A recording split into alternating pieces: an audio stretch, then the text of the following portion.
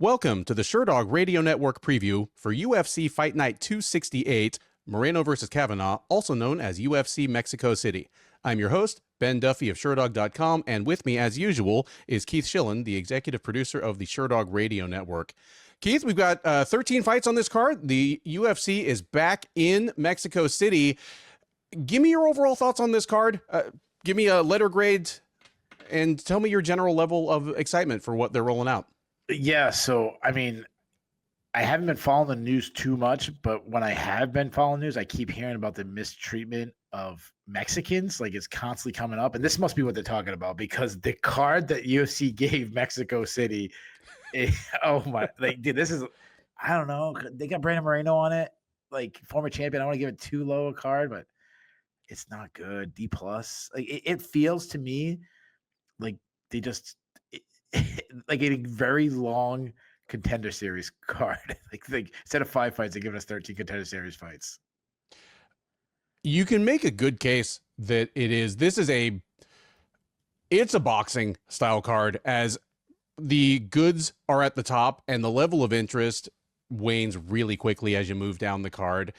One thing that I will say in this card's favor, and this is something that if you're a regular viewer of this show, you know is something I track, is the geographic appropriateness of the card. How many fighters do they have on the card that are from that region? Are they in matchups that are likely to excite the hometown crowd? The UFC did a decent job of that. There is a 6-fight main card. All 6 main card fights feature a Mexican fighter against a non-Mexican fighter. So there aren't even any Mexico versus Mexico matchups. And all the Mexican fighters are favored, and none of the lines are close. I know that a lot of our viewers enjoy when I quiz Keith on the betting lines, and I'm going to do that wherever possible. But right out of the gate, Keith, all 6 Mexican fighters on the main card are at least 2-1 favorites. Okay.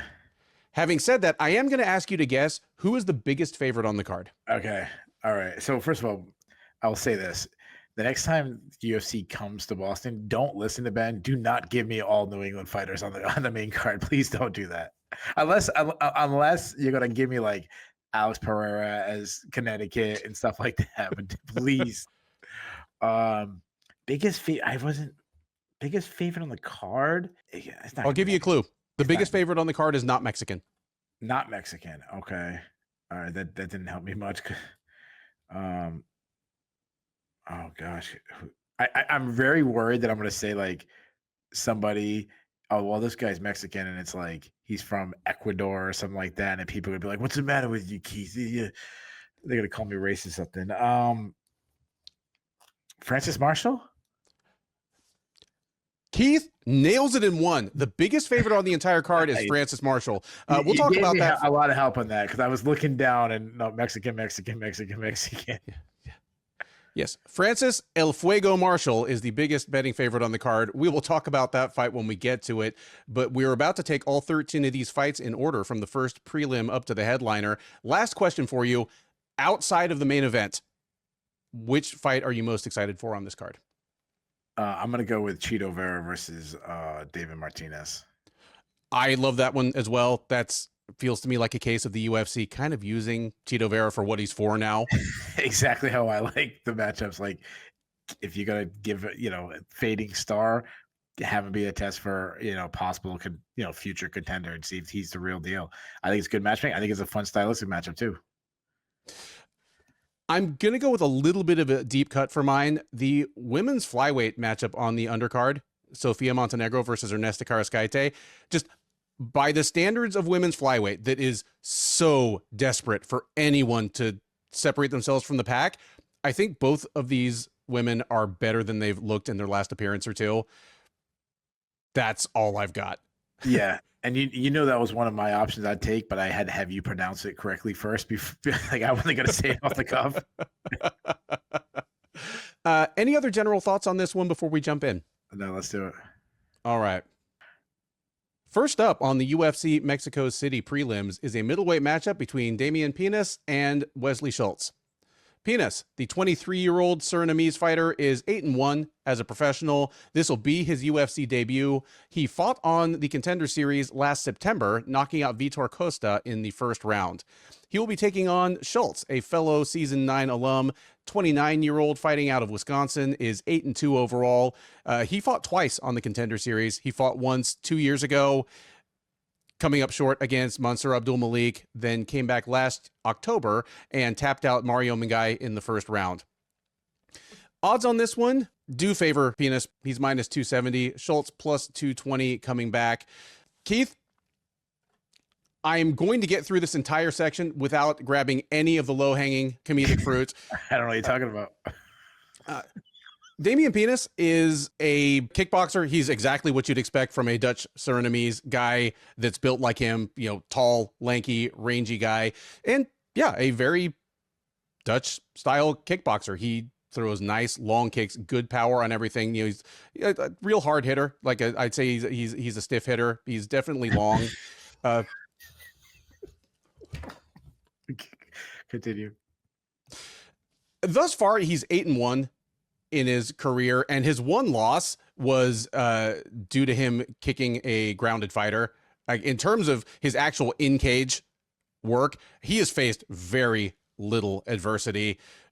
A few of his opponents in like Shudo Brazil have tried to close the distance and take him down, and thus far his takedown defense has mostly been of the just don't be there variety, like footwork takedown defense, which the goal of fighting, aside from power slap, is to hit and not be hit. The same goes for defensive wrestling. If you can be on your bike and use lateral movement enough that you can hit people that are trying to get in on your hips and not be there when they dive, that's a win.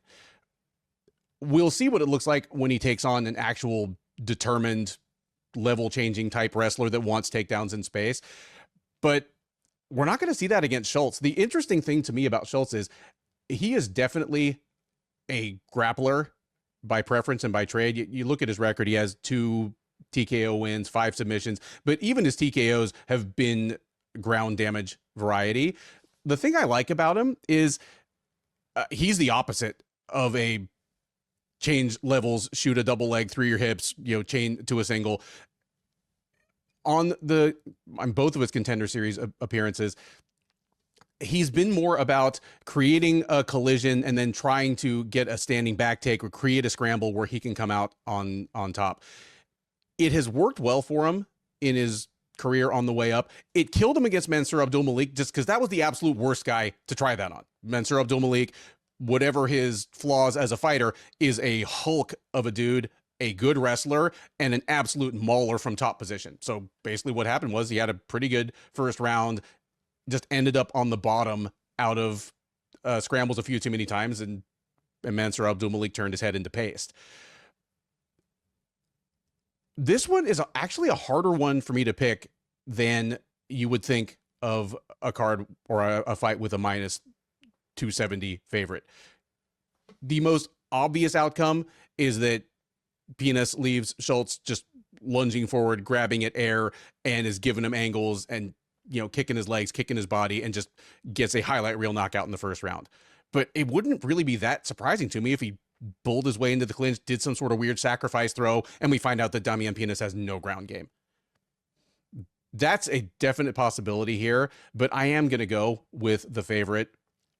I think the difference in foot speed and athleticism is going to be stark. I would love to see what it looks like if Schultz gets Pinas to the ground,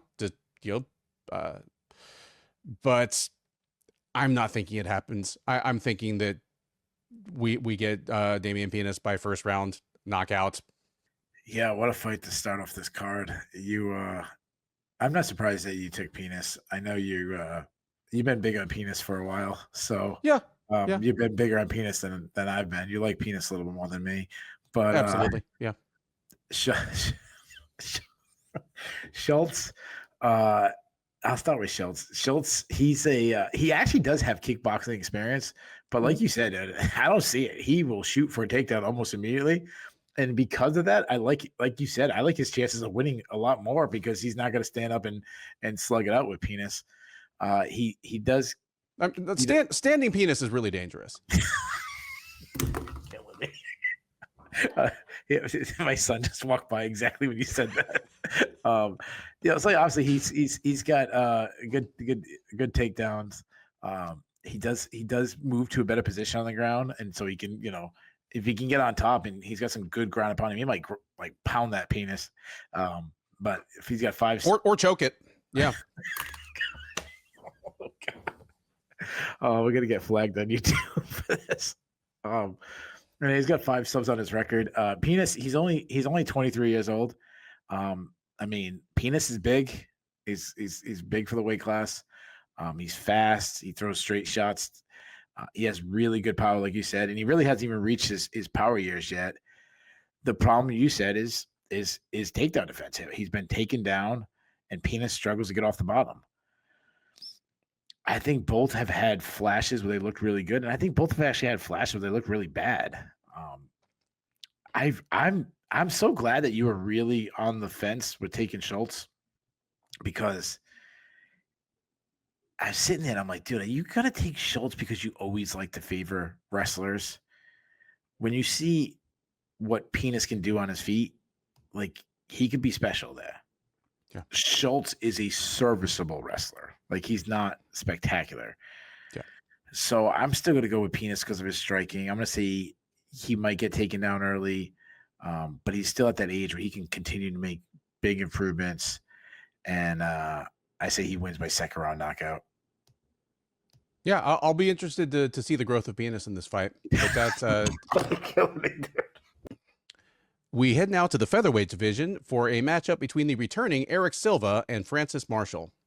Silva, the 38-year-old Venezuelan, by way of Costa Rica, is 9-3 overall, 0-2 since joining the UFC out of Season 6 of Dana White's Contender Series. He's on a 2-fight losing streak. That's the bad news. The worst news is that the last of those 2 losses was 2 full years ago, as he fought at UFC Fight Night Moreno versus Royval 2 in February of 2024. The fight was over in 44 seconds as he blew out his knee against Muhammadjan Naimov.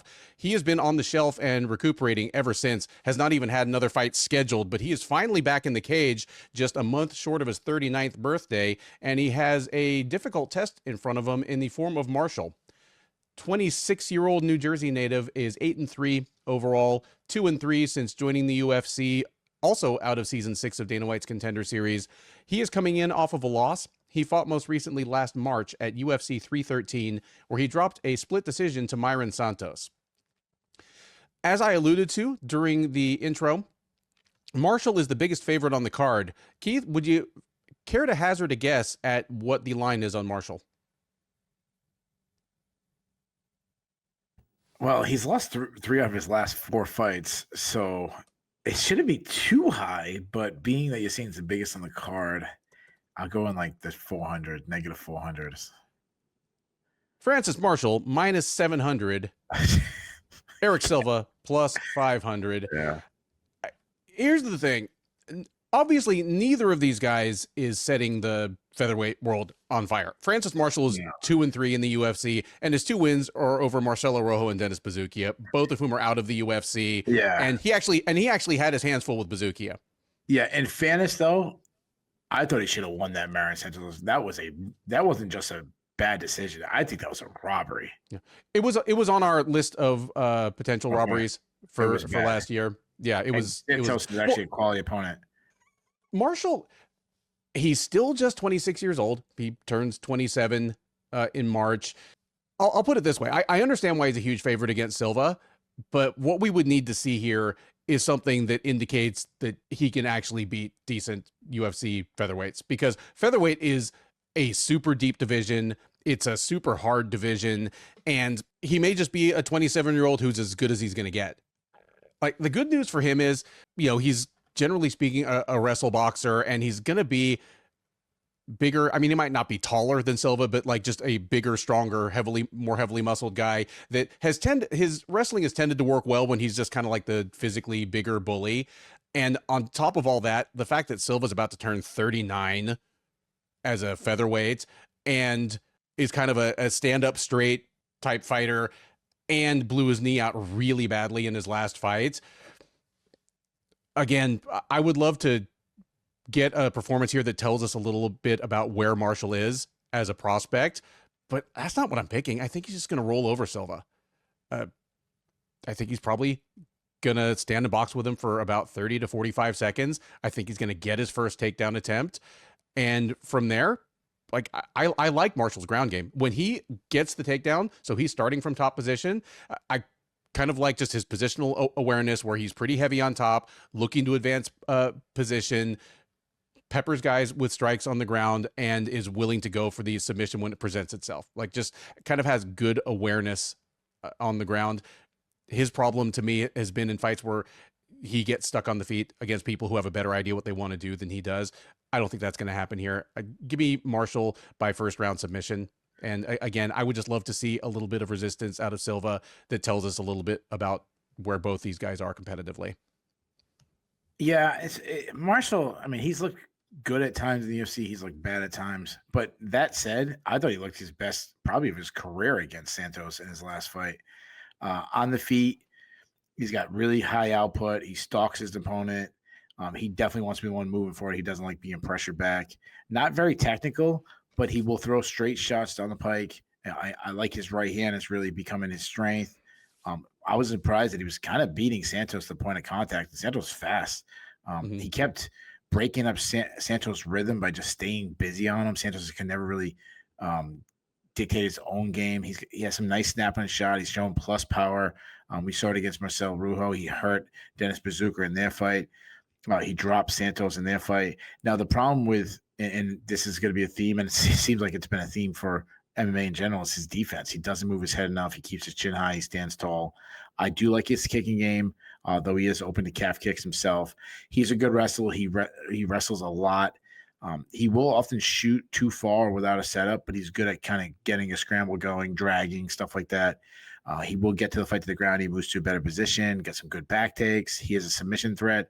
Now, he did struggle off the bottom against Isaac Dalgarian in that one fight, but then the Dalgarian's a strong level wrestler in most of his fights. And Marshall, I said his biggest strength is his right hand. I think it's his cardio. Like, he can go hard. Silva, I mean, the dude's an old man coming off a really bad knee injury, hasn't fought in years. So the big thing about him, he looks like Marlon Vera's alcoholic uncle. Okay. Man. Yeah, wow. And I don't know if you ever seen the way Marlon Vera dresses. He looks like he's almost drunk underneath the bridge himself. So the thing about Silva, why he's still in the UFC at this age, was he was very, like, still very athletic. And you wonder about that for a guy who really relies on movement and good footwork, switching stances. Can he still do that after a severe knee injury? When he's, when we last saw of him, he works behind a good jab, straight shots, big kicking game. His defense is rough. I mean, he does hold his chin high. He will wrestle. If he gets to fight the ground, he's got good ground pound. He is a submission threat. He's got 4 wins by rear naked choke. But he's a topside grappler. You put him on his back, he struggles there. He also has gassed out in the past, and I don't expect it to be stronger as he's entering close to 40. And he gasses himself because he grapples so much and he doesn't have the cardio to continue it. So I don't know if I'm negative 700 on Marshall, but I'm all over Marshall here. I expect him to fight at a huge pace. I think he kind of wins everywhere. I think he really takes over late in this fight, especially when Silva starts to slow down. I think Marshall overwhelms him with output and takedowns. I think Marshall wins a pretty lopsided decision. Next up on the UFC Mexico City prelims is a women's flyweight matchup between Sofia Montenegro and Ernesta Kareckaite. Montenegro, the 26-year-old Argentinian, is 6-2 overall. This will be her UFC debut. She fought on the Contender Series last September and actually lost a split decision to Jaisla Chavez, but it was a close back-and-forth fight. The UFC saw fit to bring her on board for this matchup against Kareckaite. Kareckaite, 27-year-old from Lithuania, is 6-1-1 overall. She's 1-1 since joining the UFC out of Season 7 of the Contender Series. She is coming in off a win. She fought most recently just over a year ago at UFC Fight Night Dern versus Hibas 2, where she picked up a split decision over Nicole Cagliari. Odds on this one favor Kareckaite pretty heavily. She is minus 300, Montenegro plus 240 as your underdog. Wow. Keith, give me your take on this fight. What you think of the two fighters, how you think the fight goes. Yeah, I didn't expect the line to be that big. I thought Kareckaite would be the favorite, but I agree with what you said on the preview. I kind of like both these fighters a little bit.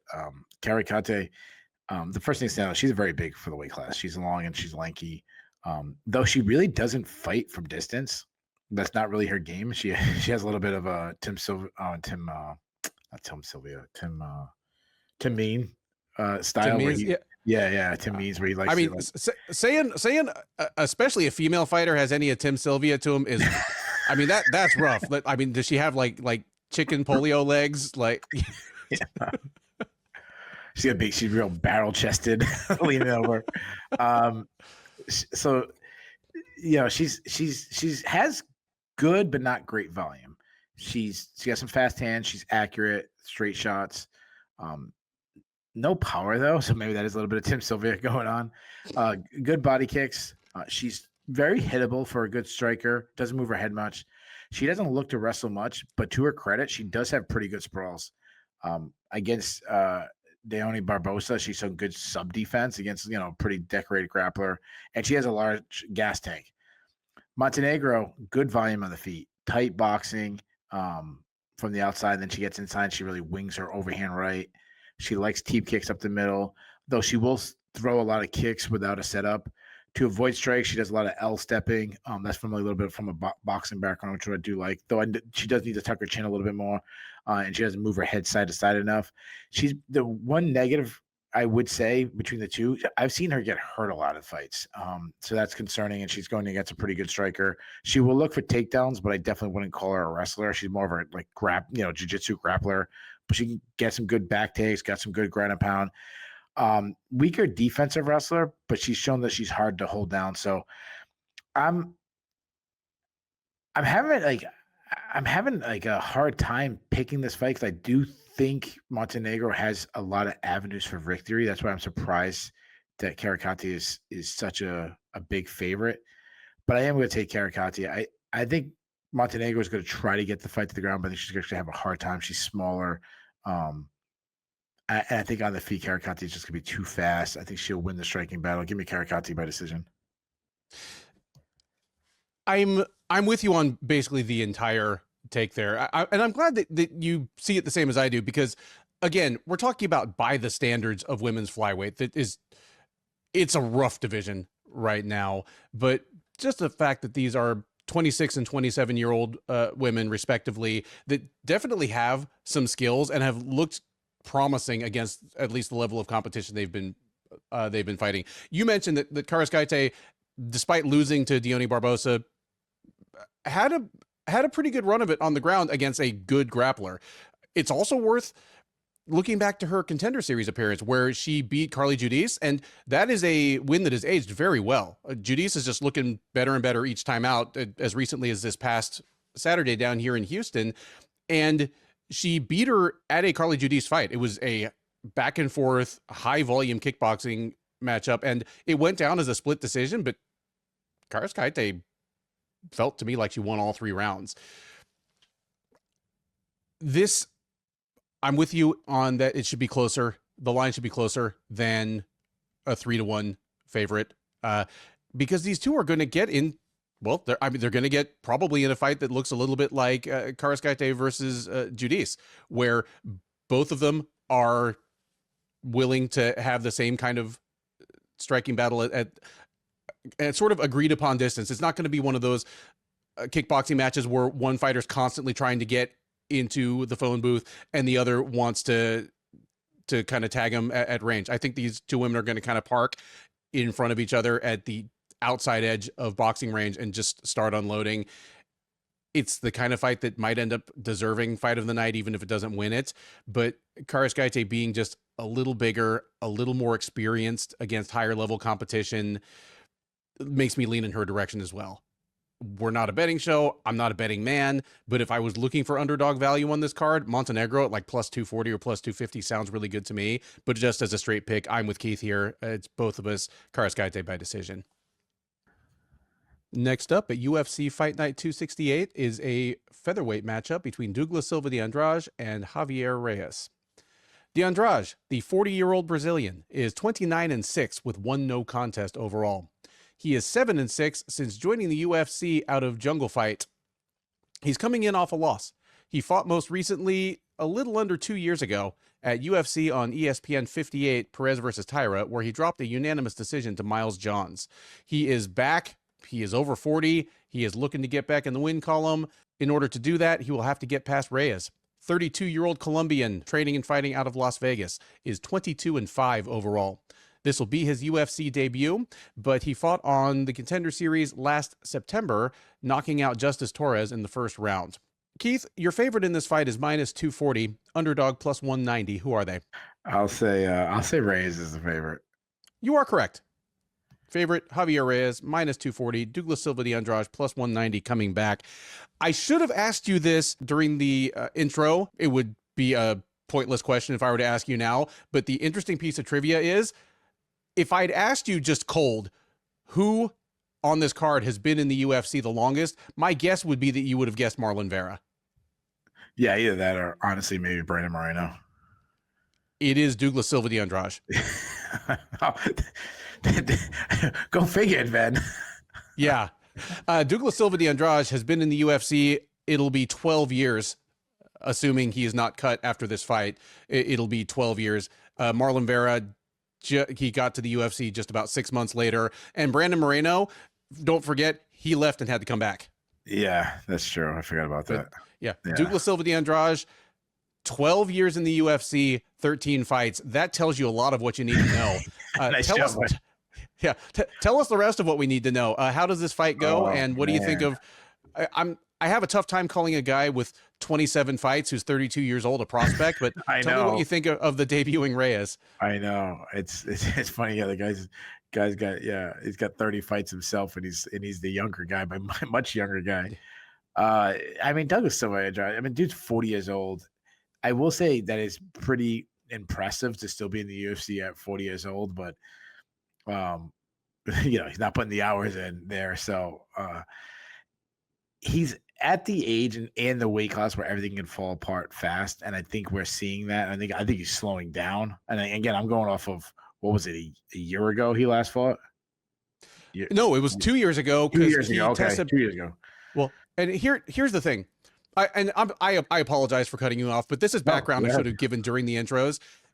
Remember that he was trying to fight at bantamweight against Miles Johns 2 years ago. They ended up fighting at 140 pounds, and then de Andrade tested positive for a diuretic afterwards. So he was trying to I guess not use some extra juice, but like get rid of some extra juice to make weight. Yeah. He got a suspension, and he's back past 40, back at 145 pounds. Yeah, but in fairness, like he's at that age where you got to take a diuretic. It's like, you know what I mean? He's got like some probiotics in him and stuff. Like, come on, he's done the senior tour. Have him out a little bit.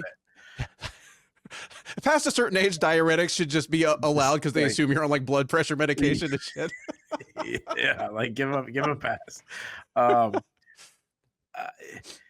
He's going off of 2 years. I saw it was longer than I thought. Now he's always been a short, compact guy. Even at 145 going down to 135, he'd be even shorter. No, I'm saying that backwards. So what the hell am I talking about? He presses the action. He is a volume striker and he has some power. He's good at getting in the pocket and unloaded big shots. Everything he throws is big hooks. His left hook kind of being his big punch. He'll throw some like spinning wheel kicks and stuff like that. He's very heavy on that front foot, so he's open to leg kicks. He's a solid wrestler. If he gets to fight the ground, he's got a good top game. Not a great defensive wrestler, and he does need to improve his overall get-up game. He has very like jiu-jitsu mindset. He isn't a submission threat for a guy that, Brazilian guy you think he would be. In doo-doo. Like, I'll give him credit. Like, he still has pretty good cardio for a guy who's, 40 years old. I am worried about his chin though. Like he wasn't reacting to strikes well from Miles Johns, and that was 2 years ago. But dude's great. Miles Johns can crack. Reyes is a builder. He doesn't start off that fast, but as the fight goes along, he's going pretty hard. He throws a lot of big shots, a lot of hooks. He does wind up a lot and really telegraphs his shot, especially his right hand. He throws this like really awkward shot, but if he hits hard. He does work the body a lot. He has some hard kicks. He does good work in the plum clinch. He can sneak in a takedown, but I definitely wouldn't say he's a wrestler. Weaker defensive wrestler himself, but he is strong and hard to hold down. He has a submission threat, and he has good cardio. So I think both guys surprisingly will have moments. I'm having a hard time picking a winner. I mean, De Andrade may be shot, and he hasn't fought in 2 years. However, I don't know if Javier is UFC level. I mean, I know he looked great on the Contender Series, but I'm going to go with the upset. I'm going to say De Andrade has something left in the tank. I'm going to say he wins a split decision in a really like ugly fight. I am so tempted to join with you and take this pretty substantial upset here because kind of like you, I'm not sold on Reyes. He's looked pretty good at times and he's faced some decent competition on at the regional level. Like he fought Chase Gibson, who's he's a long time good regional journeyman, like just a guy that's fought on the Contender Series, was just never quite at the UFC level. The guy he blasted on the Contender Series, Justice Torres, is a good fighter down here in Houston who actually just fought at Fury 116 this past weekend. That's a long way around to say that I'm not dead sure that Javier Reyes is long for this division either. Like we said, previewing the Silva versus Marshall fight, 145 is a shark tank of a division in the UFC. There aren't many easy wins here, but De Andrade being 40, coming off a lengthy suspension for a positive drug test, it does give me hope that this is back up at 145. Because for me, it's not about which division Douglas Silva de Andrade can make his way into the top 10 in this point. Like that's out of the question. It's which division can he win enough fights to stay in the UFC and fight out his current contract and pick up a couple more checks. I think that's much more likely at 145. Everything you said about De Andrade's approach is right. He's like the featherweight / bantamweight version of Joaquim Silva, the Neto BJJ guy, where his like name is BJJ and he's just like this stocky brawler with big power. Like De Andrade has a little bit of that to him. I could see him just either outlanding Reyes and pulling ahead late, just doing more damage in 2 out of 3 rounds. I could also just see him cracking Reyes and knocking him out early. But I'm going to say that De Andrade does not look better at age 40 after almost 2 full years on the shelf. And I'm with you in that this is probably going to be kind of an ugly fight, but give me Reyes to pick up the decision. Yeah, I'll take the favorite here. Up next on the UFC Mexico City undercard, into the cage steps the first Mexican to compete on the card, Cristian Quinonez, looking for a win against Kris Moutinho. Quinonez, the 29-year-old fighting out of Entram Gym, is 18-5 overall, 1-2 since joining the UFC out of Season 5 of Dana White's Contender Series. The bad news is that he's on a 2-fight losing streak. The even worse news is that the most recent of those 2 losses is 2 full years ago. The last time we saw him in the cage was at that very same Moreno versus Royval 2 card back in February of 2024, where he got tapped out late by Hani Barcelos, and he has been on the shelf ever since.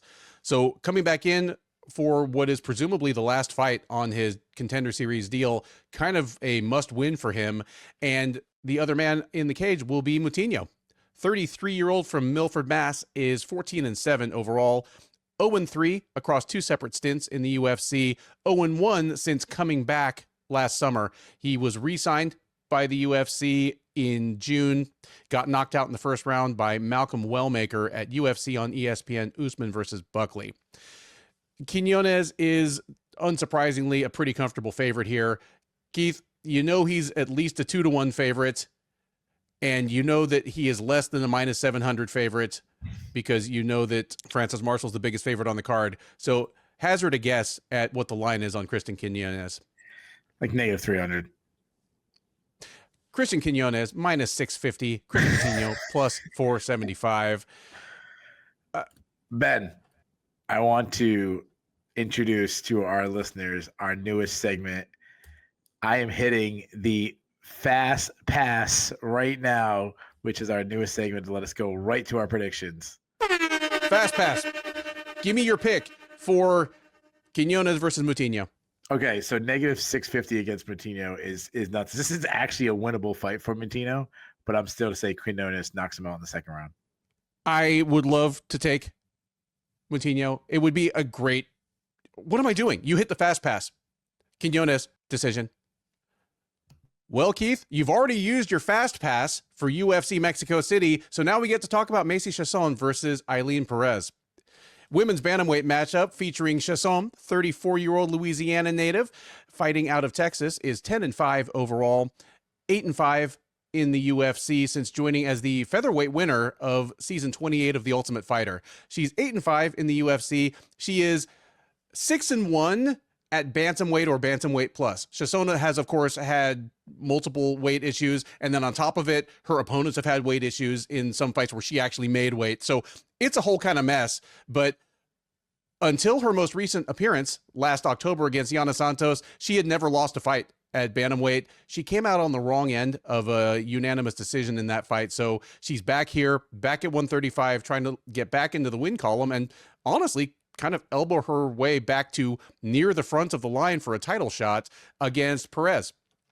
31-year-old Argentinian is 12-2 overall, 5-1 in the UFC, and she made her debut in September of 2022, got choked out by Stephanie Egger, and since then she has won 5 straight, ending in her most recent win a little over a year ago at UFC 311, where she won a unanimous decision over Carl Hossa. So this is a fight with sneaky high relevance in the women's bantamweight title picture, nonetheless buried on the prelims. It is one of the closest lines on the card. Your favorite is minus 180, Keith. Underdog plus 150. Who are they? I'll say Macy Chiasson is the favorite. It is actually Ailin Perez. Perez is minus 180, Chiasson plus 150. Okay, so I have to make a confession first. Keith and I have been previewing UFC cards for 5 years now at this point. We're over 200 cards we've previewed. What the hell's the matter with us? In that time, I've never sat down to tote up the actual numbers, but at a wild guess, 300 new fighters have entered the UFC during the time we've been doing these. Okay. Or 200, 300 new fighters, probably. I mean, that would be an average of 1 to 1.5 per event. Definitely at least that many. When you're scouting that many fighters, that all you have on them is regional tape, hopefully at least a run on Tough or on the Contender Series. Sure. You're going to be dead right on some. You're going to be dead wrong on some. Sure. There are 3 fighters about whom I have been extravagantly dead wrong in rating them as a prospect. And it just so happens that 2 of them fought last week and 1 of them is fighting this week. We had last week, Sergey Spivak, about whom I said, this fat pudgy schlub that got to the UFC by beating Tony Lopez and Travis Fulton is going to die and he's going to be gone. And he is a top 10 fighter who might actually be 1 or 2 wins from a title shot. Good Lord. I famously said that Uros Medic was going to lose his UFC debut to the point that his coaches at Anchorage BJJ they came for us. came for us. And I ran into him at UFC Houston this past weekend because awesome. he mixes his training out of King's MMA. I think about his team. No, his team. That's the thing. Nice. Like he trains out of King's MMA, but the Anchorage BJJ guys still come down and corner him. Yeah. Like it was great. Like his corner was Anchorage BJJ and then Benil Dariush. It was kind of awesome. So those are 2 of them. Yeah. And Ailin Perez is the 3rd. If you remember her UFC debut, you may remember me going to town about this unskilled woman that was fighting on interlocking foam rubber preschool mats. I think you and me both. Yeah. And I looked like we weren't too high in Norma Dumont when she first showed up either. No, we weren't, and now I've picked her in the Sure Dog Fantasy Draft 3 years in a row because I apparently don't understand what kind of fantasy it is. But And for what it's worth, to a smaller extent, I've been wrong about Macy Chiasson as well. When Macy Chiasson makes weight, she is a damn good bantamweight who probably has a chance against just about anybody in the division. She has those flashes. She does. And here's the thing. The Yana Santos fight last October at UFC 320, the concerning part to me is that was the first time I saw Macy Chiasson lose a Macy Chiasson fight. Because generally speaking, if she can do her all the way out, all the way in thing, where she's throwing like long, straight jabs and head kicks, and then when her opponent closes the distance, just shoving them to the cage and mauling them with just her superior height, strength, her in-close weapons, she is a serious problem. And Yana Santos beat her at that kind of fight. Santos is a clinch mauler and just physical hoss of a fighter herself, and she outdid Chiasson at her own game. It's a little concerning if you're looking at Chiasson's overall upside in the division.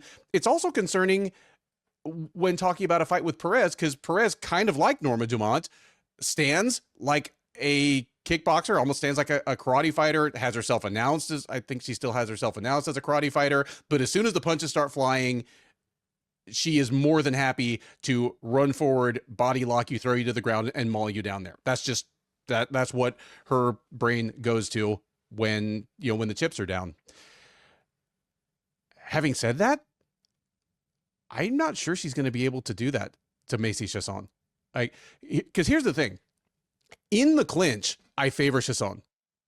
Like, not everybody can do what Yana Santos did. And Perez is like physically strong, and she's proven herself to be like a load on the ground. But in the actual clinch, I don't think she's going to win those exchanges against Chiasson.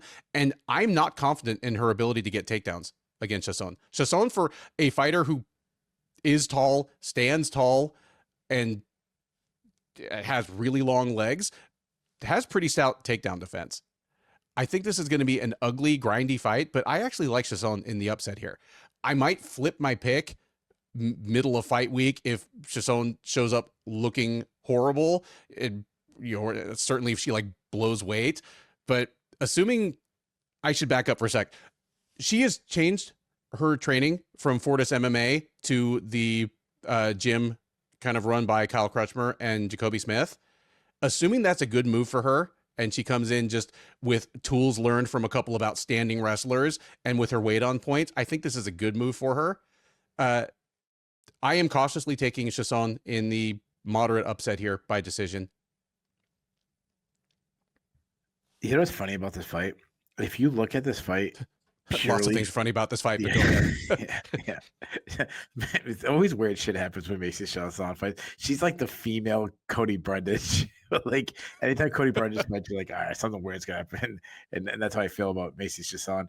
But if you go strictly off of like Sherdog's rankings, you could make an argument that this fight should be the main event. It's going strictly from rankings. Oh, and I mean, who's closest to a title shot off a win on this entire card?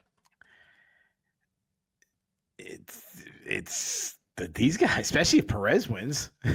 You know, yeah.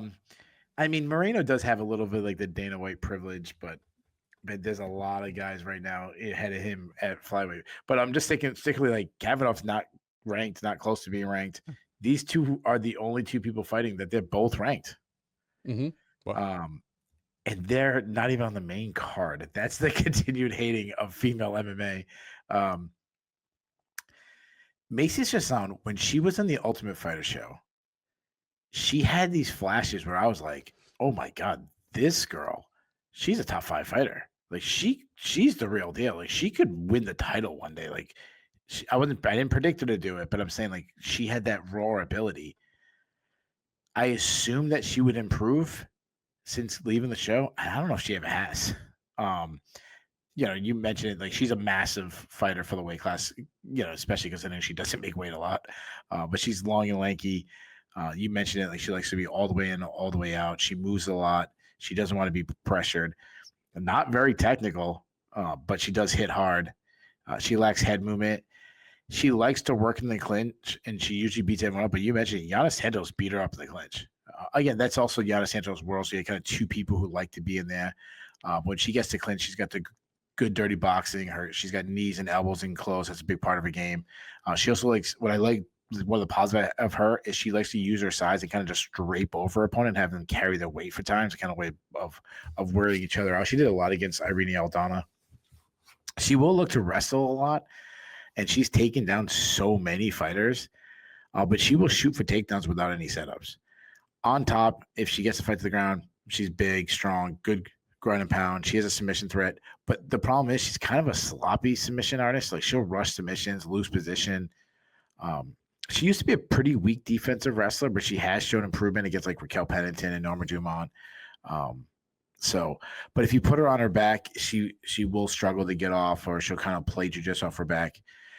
Perez is a better athlete than I first thought when she came to the UFC, and she fights with a lot of pressure. She marches down her foe, good output on the feet, quicker hands than I thought, throws a lot of combinations. She loves creating her opponents to back up. She'll do that by like throwing like a spinning attack. And it's really like less about landing and more about just having you back up.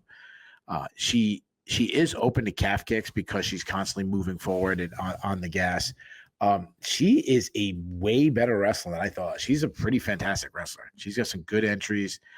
Though sometimes she won't use her striking to set them up. Sometimes she's either striking or wrestling. She does not. If she makes them up together, that'd be good. But she also has had some judo throws. She's physically strong. If she gets a limb, you can go flying. I mean, she made Ashley Evans Smith into a takedown dummy. Good top game.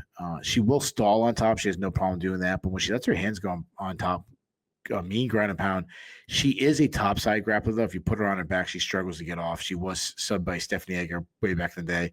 And she has gassed out in the past. She gassed out against Lucy Pudilova. So this is a big step up in competition. And I like the Macy Chiasson pick, and I totally understand why. Like, Perez likes to physically impose people, and it's really hard to do that against Chiasson. The problem is I keep thinking of Chiasson and going back to the Ultimate Fighter days and going off that potential of what I think she is. And I'm finally like, you know what? I'm just done with her. She's not that person.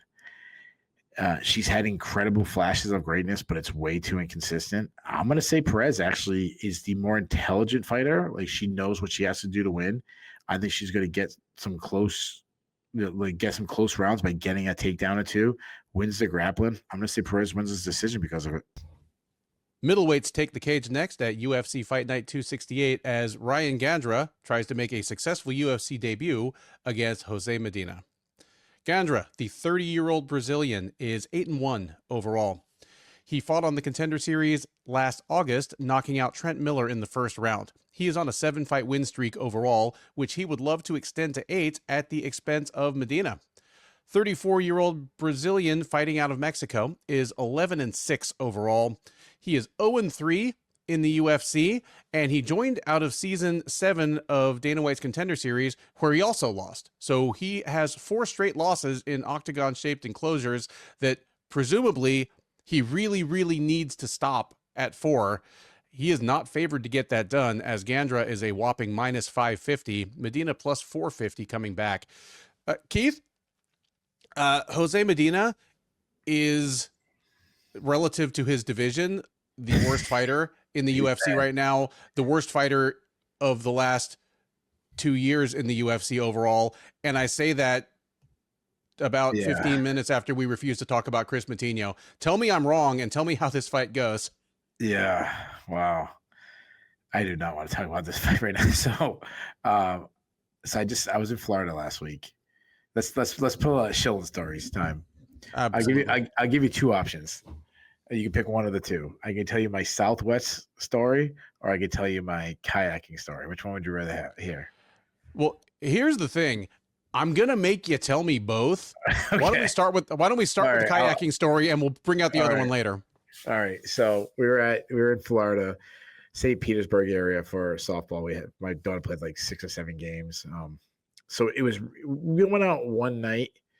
The team went out for dinner, like by the water. It was nice, and then one night, me and my daughter just went, but it was hard because you had to like hydrate all day, and you're out, and then she's also freaking tired. You're playing in this Florida heat. So while I was at the hotel, I saw a thing that said like kayaking tours with manatees and dolphins. And I told us I want to do this, and then we couldn't really figure out a schedule. And then at the end of the trip, we were going back to Orlando to fly to Orlando instead of flying to Tampa because the prices. It's like an hour drive, but the prices were like half the cost to fly from Orlando to Providence instead of Tampa. And then I said, all right, we'll leave one day later. We'll do some fun things in Orlando. And we get to our hotel in Orlando. There's another brochure saying the same thing. So I call the place up. I book like near the Orlando area. Even though it said it was 35 minutes from Orlando, it was like an hour, but I didn't care. It's like driving around with this in February with the windows down. Like you come from New England, you're driving around in February with the windows down. Like you ain't got a care in the world. So I do this. It says kayaking with dolphins and manatees. And we've seen dolphins, but still, it's still super cool to see dolphins, but we never really saw manatees before. So we get kayaks and we go out. The guide was fine. He was nice and everything. We see dolphins like almost immediately, but we're looking for manatees for like 2 hours. And it's like, we were going against the current. Like it was some tough kayaking at some point. And my daughter was on a paddle boat, so it's even harder for her. A paddle boat, you know, once you stand up. Yeah. So we didn't ever saw manatees. And I'm like, yeah, we were both disappointed, but it is what it is. But the guy was like kind of pushing like, oh, make sure you do a review and everything. I'm like, usually like you're advertising to see these things. You don't see them. Would you really be pushing like leave a review? I've never done like a TripAdvisor Google review ever in my entire life. Never did. Okay. And I'm like, yeah, I should do it. So I do it. And I don't give it a good review. And I didn't like bash it. I just said like, yeah, we paid to go on a sightseeing manatee tour. We didn't see manatees, and it wasn't cheap. That's all I said. Well, this morning I woke up with a text. This is like, what is it? That was Tuesday morning. Yeah. So this is now Sunday. So 5 days later, I get a text message from the guy who did the tour because everything through them was through text message, where to meet. I didn't even tell you about the parking situation. It was on the side of a highway. We literally had to pull off the side of the highway, get out of the car with cars flying by us to where you went off. But whatever. I didn't care about that part. It was a little crazy, but still. The guy texted me this morning, all butthurt. Like, oh, why would you give a review like that? And I'm like, dude, you advertise it. The name of the company is, I don't know. I don't really want to bash the company on it, but it was name of the company, Manatees and Dolphins Sightseeing Tour. And I'm like, we didn't see manatees, dude. What do you think I was going to give you a good score? And then the guy dropped an all-time classic line on me. He goes, well, next time go to the zoo. And I was like, dude, that was such a great like fucking line. I can't even be mad. I kind of was like, yeah, dude, that was freaking good, dude. Like the tour sucked, but man, your sarcasm was on point. Like he's like, take it to the zoo. You know? And I was like, this guy went freaking Rocky Balboa on me. I'm like, you know what? Good for you, Florida man. You got me. So that's so good. That's that's our brand new sponsors. Anyways, so this fight. I thought about talking about manatees because my boy Jose Medina is as slow as a manatee and built like a manatee. And I was promised to see a Jose Medina win, so I'm going to give this card a. There you go. I like my out of shape ass like talking shit about Jose Medina. So he's obviously a really bad athlete. He's a lumbering kind of guy. He used to make up for it by being a volume guy. The problem is his last fights, his volume hasn't been there. So he really has like no shot of winning other than just eating punches and landing a big shot of his own. He really doesn't have a lot of technical skills. His hands are slow. He wants to throw down in the pocket and he kind of loves to brawl. And he has power, but I'd say he's a plus power guy. He's not like, he's not like, okay, well, I can lead a lot of shots and land one big one. I'll put you out. His defense is bad. He's very hittable. He doesn't move his head. His legs get absolutely chewed up because he's super lumbering and slow on his, on his feet. He will grind in the clinch. He'll try to get the fight to the ground, but he isn't much of an offensive wrestler. If he ends up on top of him, he's a big guy, so he has some ground and pound, but he's a terrible defensive wrestler. He struggles to get off the bottom. He's got a couple submissions in his career, but you definitely wouldn't categorize him as a submission threat. And he has good cardio, but his output in the last 2 fights makes you wonder.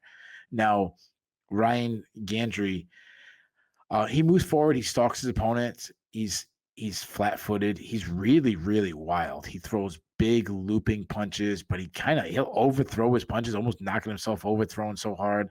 He does have good power if he connects, but his defense is horrendous. He keeps his chin really high in the air. He's very hittable. He's been hurt in a bunch of fights. He's also, I've seen his legs get chewed up. Now, he's a very physically imposing guy. He's very strong, physically strong guy. So he gets to the clinch, he gets some body lock takedowns. But he's also gassed himself out in the past. So Medina is really, really, really bad. But Gandry isn't good either. You say Gandry's like this massive favorite, right? What'd you say he was? Minus 550. Like, he shouldn't be minus 550 against anybody. Like, I know that's a line I throw out there a lot, but he's not good. He's not going to win a lot of fights in the UFC. I said it about Moutinho. Like, Moutinho has a chance to win, and I won't say that often about Moutinho. Medina has a chance to win, and I won't say that often about Medina. I'm not going to take the big upset, though. I'm still going to go with Gandry. I'll say he catches Medina. I'll say Medina doesn't have the durability that he needs based on his style. I'll say Gandry kind of becomes fool's gold, and you're going to make money off him betting against him his next fight because he's going to get a first round knockout and get a little buzz about him. But I don't believe in this guy. But I'll say Gandry wins by first round in a fight that Medina somehow could win. Medina's not good. And here's the thing. There are some fighters who are like, they're not a high level fighter in terms of physical talent, technical skill, whatever, but they have a couple things they can do well. So depending on matchups, there are certain people they can beat or look unexpectedly good against. Medina isn't even really that, because he's one of those guys. And I feel as though I've harped on this a lot on our previews over the last year or so, just because it's something that I've come to realize after watching hundreds and hundreds of fights every year. There's something to be said for knowing what you're good at and putting yourself in a position to use your best tools against your opponent. Like, I've talked for years about my scream at the TV fighters, where I know you can take this guy down. Why aren't you doing it? Or you have 10 times better hands than this guy. Why are you throwing 15 punches around? Like, Medina isn't even that kind of fighter. Like, his problem is whatever his opponent wants to do to him, they're pretty much going to get a chance to. You talked about possibly having a fool's gold moment. I tread lightly here because I'm talking about a fighter that I like and whose coach I actually consider a friend. But his UFC debut against Zach Reyes led me to overrate Reyes' wrestling for like the next full year. That's true. That's like, because Zach Reyes is a guy who can wrestle well, and Medina made him look like a guy who does wrestle well consistently. Like, sure. Reyes got easy takedowns every time he tried, and it was almost a miracle that Medina lasted the whole fight. And then Reyes turned into a guy that can get good takedowns sometimes and sometimes doesn't use his wrestling enough, blah, blah, blah. And then his next two fights, Ateba Gautier wants to come forward, get inside the kicking range of a longer fighter and punch him in the face. He did that to Medina easily. Dusko Todorovic wants to snipe you from a little farther outside than that. The Todorovic fight ended with a submission, but it started with Todorovic sniping him at his preferred range. Like, whatever you're good at doing, you're going to get a chance to do to Jose Medina. I agree that there's more upset value here than the line would seem to indicate, but the only reason I feel that way is because Gandra is going to want the same kind of fight that Medina likes. Like, I think Gandra is what Medina would like to be as a fighter. Just, he's a little bit bigger. He's a little better athlete. I think he hits a little harder on a shot-for-shot basis. I think these guys are going to just come forward and brawl. And I trust Gandra to come out on top in that, just because, again, I think he hits a little harder. And I don't know what the tail of the tape is going to say, but I think in terms of functional reach, he's going to have better functional reach because Medina doesn't really throw straight strikes. But I'm not minus 550 confident in that because they're going to stand toe to toe and probably swing till one goes down. So kind of like I said about an earlier fight on this card, we're not a betting show and I'm not a betting man, but if I was looking for a flyer, Medina to get his first UFC win at plus 450 isn't a bad value. Like, he has avenues to victory. Hell, he might take Gandra down if he tried, but that's not what I'm picking here. I've got Gandra. I'm going to say we get a second round TKO. I think Gandra probably outlands him, starts piling up the damage. I don't trust Medina to, like, his toughness, his volume's already waning, and his toughness can't last for long. I mean, he's coming in off of back-to-back first-round finishes that at least were set up by him getting plunked in the face a lot. So I'm going to say we get a second-round TKO by Gandra. Next up at UFC Mexico City, and at least as the card is constituted as of the beginning of fight week, the main card opener is a men's bantamweight matchup between Santiago Luna and Angel Pacheco. Luna, the 21-year-old Mexican, is 7-0 as a professional. He is 1-0 in the UFC. He made his debut at Noche UFC last September, where he knocked out Kwang Lee in the first round. He would love to continue his rocket rise as a prospect here against Pacheco. 34-year-old fighting out of Minnesota is 7-3 overall. He is 0-1 in the UFC. That's the bad news. The even worse news is that fight was almost 2 full years ago. And the even worse news than that is that he was signed after losing on the Contender Series. So he lost on the Contender Series in 2023, lost a decision to Kalen Loughran in March of 2024, has been on the shelf ever since.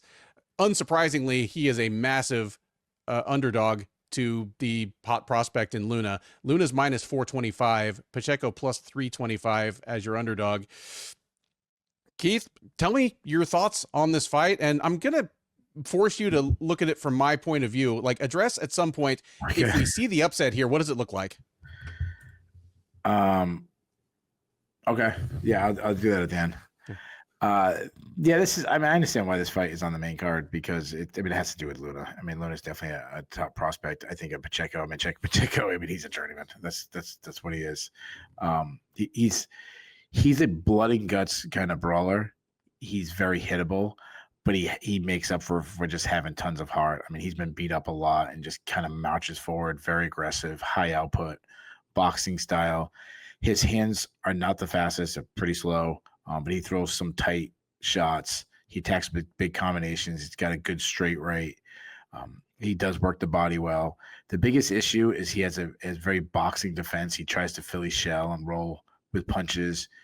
He just doesn't, it doesn't work as well a Philly shell without big boxing gloves to deflect it. And he also he doesn't do it as well as like a Sean Strickland does. He doesn't move his head laterally enough. He will back straight up to the cage.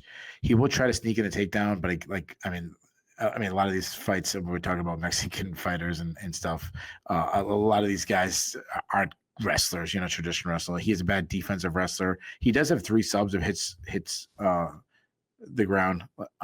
Luna, he's only 21. He's a very good prospect. He's a wrestle boxer. He's very good pocket boxer. He does good in there. He hits hard, which already has nice power, which is surprising that he's only 21 years old. But I said he's a wrestle boxer. He's got some good wrestling, fast entries, likes picking guys up, slamming them. He is a submission threat. How does this is a mismatch? Luna is already way better than Pacheco. He's at the age where he's just gonna keep getting better too. I think he beats up Pacheco everywhere. I think he finishes his 1 strikes in the second round. Now, how does Pacheco win? The Pacheco wins if the moment gets too big for Luna. I mean, he's only 21 years old. If he kind of gasses himself out, has that adrenaline dump, and Pacheco wins with volume, staying on the gas, backing him up, kind of like weathering that early swarm from Luna. That's how Pacheco wins. I don't see it happen. I think Luna puts on a show. How do you have him winning? I'm going to say he wins by second round TKO. I would love to pick differently than you, just to be different and to add that bit of spice to the show. But I have Luna by second round knockout on my notes as well. Yeah, and the reason I asked you to kind of picture the upset is because this is one where, yeah, there are some fights with a wide line where you can see a route to a plausible route to victory for the underdog. Like they're the underdog for a good reason, but there's something they do well that lines up with a vulnerability the other fighter has. But this is one of the ones where in order for the upset to happen, the favorite would either have to make a huge mistake or, as you pointed out, just as a 21-year-old who's in his 8th professional fight and has blown out 5 or 6 of his opponents in the first round, the moment gets too much for him, maybe gets the adrenaline dump, and Pacheco ekes out the second and third rounds. But to do that in front of a Mexico City crowd screaming at 3 Mexico City judges on the main card open, like, oh, yeah, good luck with that. Yeah, I mean, it's not stepping out on a limb to call this fight the lock of the night when you've got a minus 425 favorite, but considering that there are like 3 or 4 other fights on the card with a wider line, I mean, this one does not have big upset potential on it. No. Pacheco's forte is really, I mean, he's not from Boston, but he is what Sherdog associate editor Jay Petrie would call a Boston-style face-first striker, and he is managed by the New England cartel, so yeah, this is sacrificial lamb territory. Luna's going to get the crowd pumped with a second-round TKO. And this is the type of guy a 21-year-old prospect in his first fight in the UFC should be having. Yep. The UFC Fight Night 268 main card powers on with a men's flyweight matchup between the debuting Imanol Rodriguez and Kevin Borjas. Rodriguez, the 26-year-old Mexican, is 6-0 overall. He fought on the Contender Series last October, knocking out Rodrigue Morera in the first round. He will look to make his successful debut, keep his professional record unspotted against Borjas. 28-year-old Peruvian is 10-4 overall. He is 1-3 since joining the UFC out of season 7 of Dana White's Contender Series. He fought most recently last August at UFC Fight Night Walker vs. Zhang, where he dropped a unanimous decision to Sumudarji. Odds here favor the newcomer pretty strongly. Keith, Imanol Rodriguez is your favorite. Take a wild guess what the line is. Negative 350. That's actually close enough for horseshoes. I have him down at minus 400, but again, if you're watching this, I kind of take the median of the 4 or 5 most prominent sites that are available in North America. So there were some places out there that had him at minus 350, some as bad as like minus 475, but yeah, not bad at all. So tell me if that's wrong and who you think wins this fight. Yeah, this is a fun action fight. These guys, I mean, Barros, he's been in the UFC for a while. I feel like he's a little bit better than his record indicates. He's a high output striker. He's constantly on the gas, pressing his opponents. That's why, like, when he was going against Josh Van, he hated the pressure with Josh Van. But of course, I mean, you're talking about the best guy in the division. But he shows a lot of composure in fights against like Lazy Boy Rodriguez, but going into enemy territory and beating him up. He's got some fast hands. He got some good zip on his shots. He's accurate. He keeps everything short and tight. Works behind a good Chris jab. Nice slip right hand. He beat Rodriguez with his short right. I love his stepping knees. Not the best defensive guys, but these guys, he's willing to eat a shot to land a big counter of his own. He will throw a lot of overhand shots to get the counter. He struggled to get inside against Sumudarji. That was actually one of the fights that I thought he didn't look good in. He is open to leg kicks. Alexander Costa basically stopped him with leg kicks. Not much of an offensive wrestler, but he was shooting takedowns against Sumudarji. The problem is he was shooting him without a setup. He's a weaker defensive wrestler. He struggled to get off his back in time. He also needs to improve his get-up game, but a strong part of his game is cardio. He's going to go hard all 50 minutes. Imanol Rodriguez, on the other hand, I like a lot when I see this guy. This guy's fast. He sets up his shots well with feints. Does like to battle in the pocket. Throws hard. Good power. Good calf kicks. He has been hurt in the past, on the regional scene, so that's worrisome. He can sneak in a takedown, but I wouldn't say he's a wrestler, and he does need to improve his overall top control. So I like this fight. I think I'm higher on Borjas than most people. It's like I definitely would have set the line this big. I think the line is way off. I am leaning towards Rodriguez because I think he's the more defensively sound fighter already, even though he's he's a younger, up and coming guy. I think both guys are going to have their moments. I think Rodriguez is going to land the hardest shots. I think it's closer than the lines say, but give me Rodriguez by unanimous decision. Yeah, I see a lot of the same things you do here. Rodriguez is an exciting prospect. Like, he's a good sized guy for the division, good athlete, hard hitter, knows what he's good at and puts himself in the right positions to win. And I also agree that Kevin Borjas is better than 1-3 in the UFC would imply. I mean, losing your first two fights to Josh Van and Alessandro Costa, that's not bad. Like, there aren't many people outside of the flyweight top 10 that I'd feel comfortable taking over Alessandro Acosta, or even the 2023 version of Josh Van, where that was like his second UFC fight and he was still clearly kind of getting his feet wet. Like, there's no shame there. I think both of these guys are going to want the same basic kind of fight, which, again, that's always fun. Like, a lot of your fight of the night type things come when there's not like a gentleman's agreement type thing, but just both guys want the same kind of fight, and we get to see who's going to be better at it. Like, we saw this past weekend with Jeff Neal and Eros Medic. Like, they both are strikers that like the same basic range and the same basic repertoire of strikes. So smash them up and see what happens.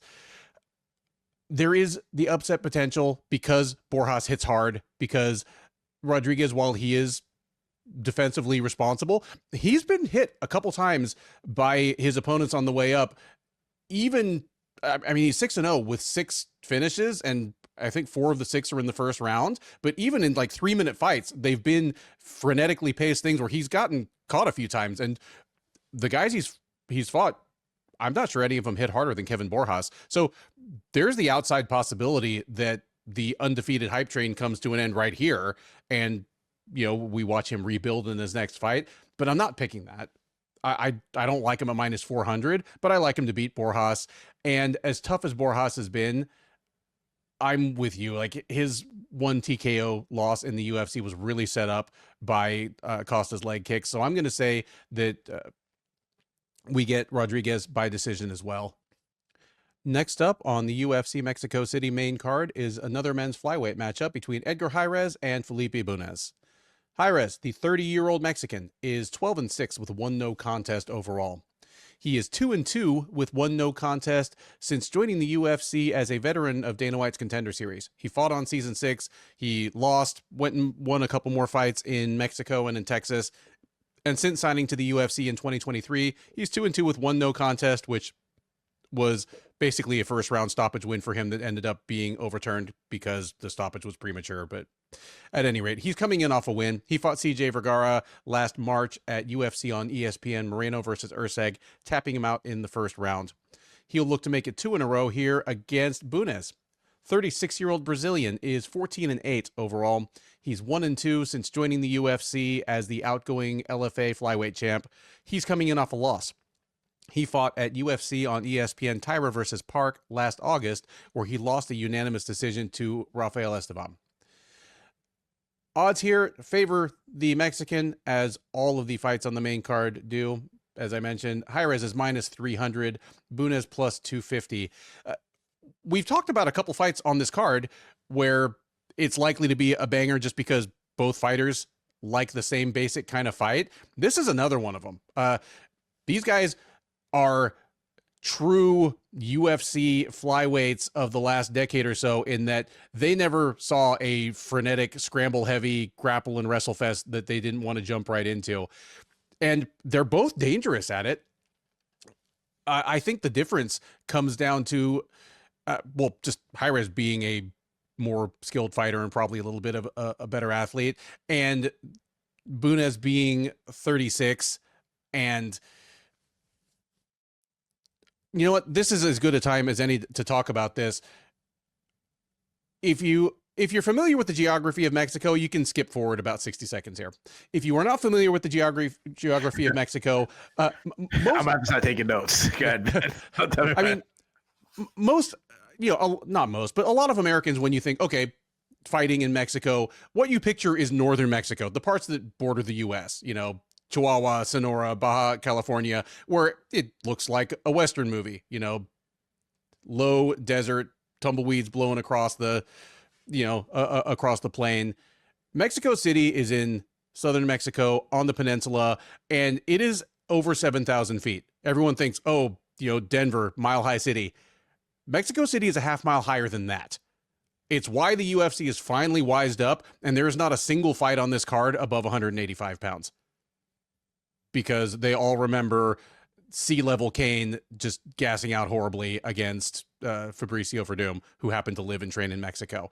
So another thing is, if you are a Mexican fighter on this card, it's a double advantage because a lot of them, train in the mountainous south of Mexico, and you can't just go and train at altitude for 3 weeks and expect that to make up the difference against someone who's been doing it for his entire career. So on top of everything else, these are two guys that like a fast-paced, wrestle-heavy fight, and I trust Jairez more to be able to keep that going for 3 rounds. Long way around to saying that this is a fight that if you like fast, aggressive grappling, it might just end up deserving fight of the night in your mind. It should be a fun, wild one. I have Jairez by decision in it, though, probably just pulling ahead late. Yeah, this is a really fun fight. Like, does it deserve to be on the main card based on, accomplishments? No, it doesn't. Does it deserve to be on the main card based on what's going to happen? Yeah, I mean, this is a really fun. I'd say if you're picking like what's one action fight on this card, this would definitely be the one. And I kind of like both guys a lot. I'll start with Jairez. He's a fun action fighter. He likes to move forward, march down his foe, throws a lot of output. He's got some power in his hands. I'd say I put it as like plus power. I should mention that he's a big guy for the weight class too. He's not the most defensive sound guy, but he doesn't move his head as much. But what I do like about him is he uses footwork well. Like he'll do a lot of like L stepping to avoid strikes. Offensively, good jab, nice left hook. He'll throw out some spinning attacks, big kicking game. He'll throw some naked leg kicks though, not sending him up. He will look for takedowns. Again, I know I sound like a broker. I've said this a million times. This guy, he's not a wrestler though, but he is a good grappler, good submission artist. He's got 8 subs on his record. Felipe Bunes, he's also like very, like you said, very similar style. I don't think he has the power that Jairez has. He's more of like a volume guy but he's very athletic, quick hands, accurate, good jab, throws straight shots, good left hook. I do say he has power, but I don't think he has as good power as Jairez does. He also likes some spinning attacks. He's good at sneaking in takedowns, very opportunistic with it. He's a BJJ black belt. He's got 9 subs on his record. He hit Jose Johnson with a super slick armbar when they fought. The problem is he is a jiu-jitsu grappler. His takedown defense is horrendous, and he has gassed out in the past. So I like both guys. I think they're both well-rounded. I think they both will have their moments. Jairez hits harder. He's the better offensive wrestler. I'm flip-flopping back and forth on this one, but I'll say Jairez wins. I'll say it's super close. Give me him by split decision. Third from the top at UFC Fight Night 268 is a lightweight clash between Daniel Zellhuber and Bobby Green. Zellhuber, the 26-year-old Mexican, is 15-3 overall. He is 3-3 since joining the UFC out of Season 5 of Dana White's Contender Series. He's on a 2-fight losing streak, the first losing streak of any kind of his career, dating back a year and a half at this point. He fought most recently last July at UFC 318, where he dropped a unanimous decision to Michael Johnson. He will look to snap that losing streak in front of what will presumably be an animated hometown crowd against Green. 39-year-old Californian is 33-17-1 with 1 no contest since joining the UFC out of the acquisition of Strikeforce. He is coming in off of, he is 14 Good grief, I completely butchered that. 33-17-1 with one no contest overall. 14-12-1 with one no contest since joining the UFC out of the acquisition of Strikeforce. He is coming in off a win. He fought most recently last December at UFC on ESPN Royval vs. Kopp, where he won a split decision over Lance Gibson. That snapped a 2-fight losing streak for him, and he'd like to keep the good momentum going here. He is not favored to get it done. Zellhuber is your favorite. Keith, take a wild guess at what the line is. Yeah, I think he's pretty big. I'll say like -330. Zellhuber is -500. Green plus 375 coming back. Tell me, I mean, and you correctly guessed that it's a pretty wide line. Tell me if that makes any sense at all. Tell me who you think wins this fight and what it looks like. No, I don't think it makes sense that he's that big a favorite. I mean, we just saw him lose to Michael Johnson. He was a big favorite in that fight. And while Michael Johnson and Bobby Green are, different, obviously different people and they have different skills, their styles are still similar. They still have a very boxing heavy style, with both being like underrated wrestlers when they want to use it. Like there's the skill set there. We've broken down Bobby Green. I mean, he's starting to get up there for guys that we've broken down, and I'm going to try to bust him. We know we got Bobby Green. He's a boxer who, switches stances, moves well. He hangs his hands really low to kind of get you to try to chase his head so he can slip and counter with some weird shots. When he's leading the dance, he's got a good jab, one of the best jabs in the game. He throws a lot of follows up with like a straight right from behind, or sometimes he'll lead with a straight right or left, depending on which stance he's in. He likes going first and third. He can land while backing up. He's one of those guys. He's pretty good in the pocket. I love that he's been adding like slicing elbows in recently. He doesn't have the best fight IQ. Like he does some stupid stuff. He was doing like a lot of spinning stuff against Jim Miller. He doesn't have the power. Like, yeah, every once in a while he'll clip somebody. Like he clipped Grant Dawson, but it's really the exception. He's more of a guy who like is gonna hurt, like build up the amount of damage that it's not gonna be one shot. Like I think like Jim Miller, a fight that he was like just clowning on Jim Miller and busted up his face, but still like wasn't putting him out. I like when he's slipping punches. I hate when he's rolling with punches. One, I don't think it's as effective in MMA, but also I've said it a million times. I don't think it looks good for the judges. His durability has become an issue too. Like he's been hurt in so many fights. I mean, even Tony Ferguson dropped him, so they say what that was. Jim Miller hurt him. Mauricio Rufy just knocked him dead. So those are concerns at his age. He isn't a bad wrestler, and he has been using it more recently, but then he showed terrible fight IQ to try to use it against Paddy Kimpelman, a guy that, wants to try to catch your neck as you're coming in. He is hard to take down and hard to hold down. Zellhuber, he's big, long, and lengthy. He's a striker, works best from distance. I'm kind of hoping that Michael Johnson is going to be one of those fights you just look back and like, oh, what a weird performance in that fight. Because when he's on his game, he looks great. He's got good footwork, keeps his distance well with it. He also can strike while backing up. He sets up shots well with feints. He has fast hands, got a good jab from distance, gets inside, goes down to the body a lot. Also look for slicing elbows inside. I think he's actually the harder hitter of these two.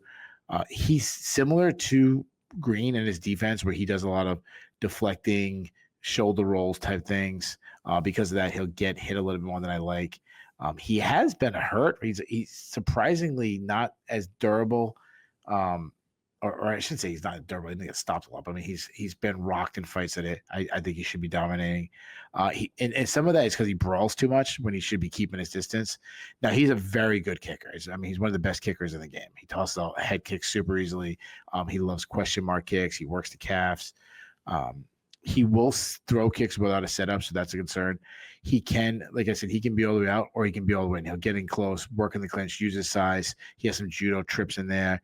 If he's on top, he's got mean ground and pound. He's got a few subs. So as far as predictions go, I'm going to guess that Johnson fight was just a like bump in the road. I think Zellhuber's going to style here. I think he beats Green everywhere. I'm kind of done on taking Green. I think Zellhuber's actually going to put Green out. I think it's going to be the right place, right time. I think he's going to land a big shot in the second round. Zellhuber by second round knockout.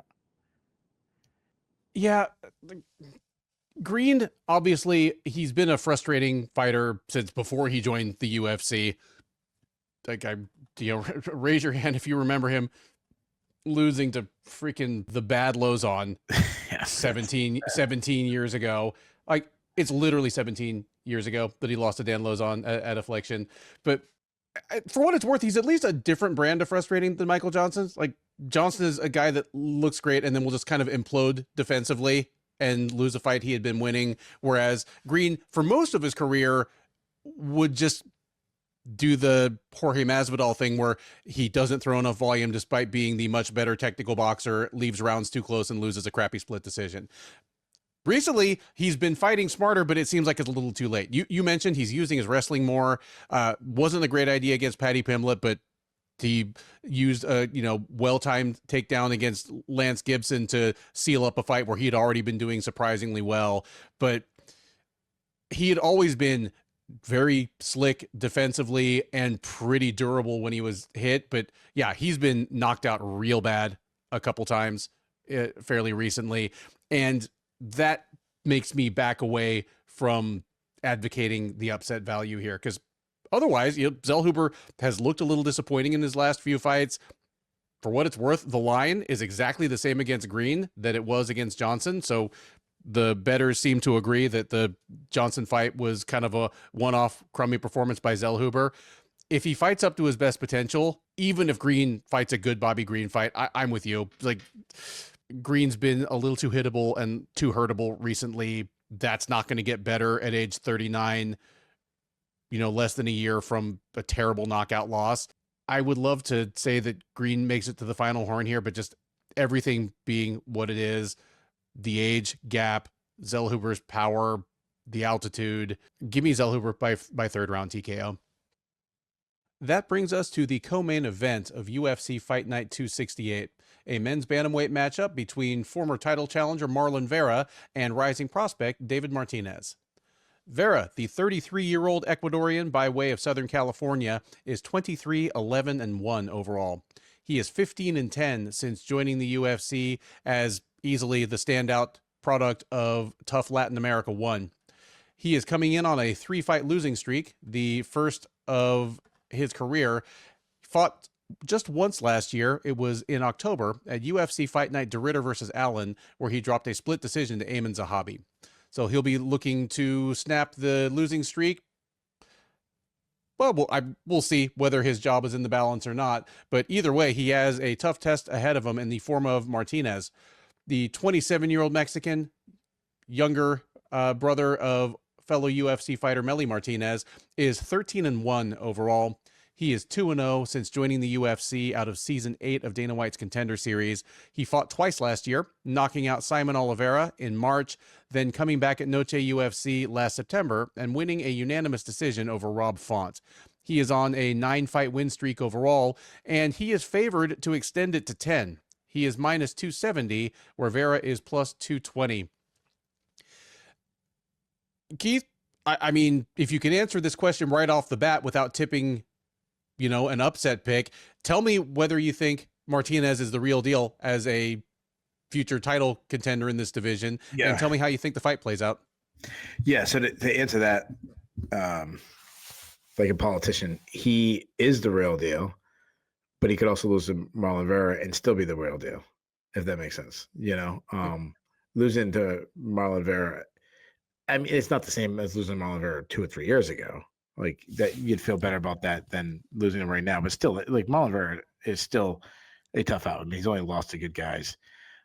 He's a very big bantamweight, southpaw. He's slowly started him, and historically, that's one of the knocks we always had on Vera. But to his credit, he's seen that weakness, and he's picked up the pace recently in the first. But overall, his output still has been really bad. I'd say probably the Corey Sandhagen fight was the only one where his volume was better. He does march down his foe. He struggles to cut off the cage, and that's been a problem why he's kept him from elite guys like O'Malley was able to just keep their range. He also doesn't have the best hand speed, but he makes up for just punching power. He hits hard. He's got a big kicking game, throws a lot of kicks, hard calf kicks. If he he gets hit a lot for a top bantamweight. I go back, like he had good output against Sandhagen, but Sandhagen was picking him apart. O'Malley was landing in their rematch at will. He has taken a beating and never been stopped, so that's impressive. He's not much of an offensive wrestler, but occasionally can get to the fight to the ground. He's a bad defensive wrestler, but his overall grappling is good. Like he's very opportunistic grappler. If he's on top, he's got mean ground and pound. He's got strong BJJ, some slick back takes. He's got a bunch of submissions. I think about 8 or 9 submissions. He can get subs off his back. Dave Martinez is Melissa Martinez's brother. I like this kid a lot. What I've seen, he's a really good athlete. He moves well, beautiful footwork. He likes to keep his distance. He understands range really well. And then he want to be outside. I want to be outside. Then he quickly closes the distance.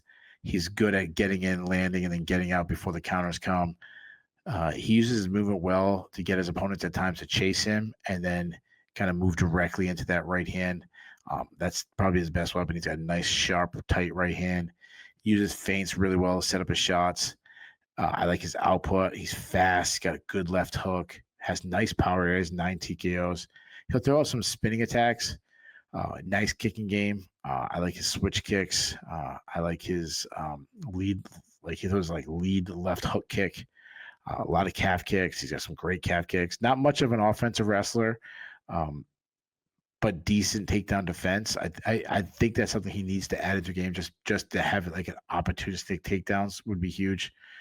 No subs on his record. That's another like worry about him, but his cardio is insane. He goes hard. To me, this really feels like a passing of the torch fight. You said don't tip my hand who I'm picking, but I only see Vera having a 1 punch or 1 kick chance of winning.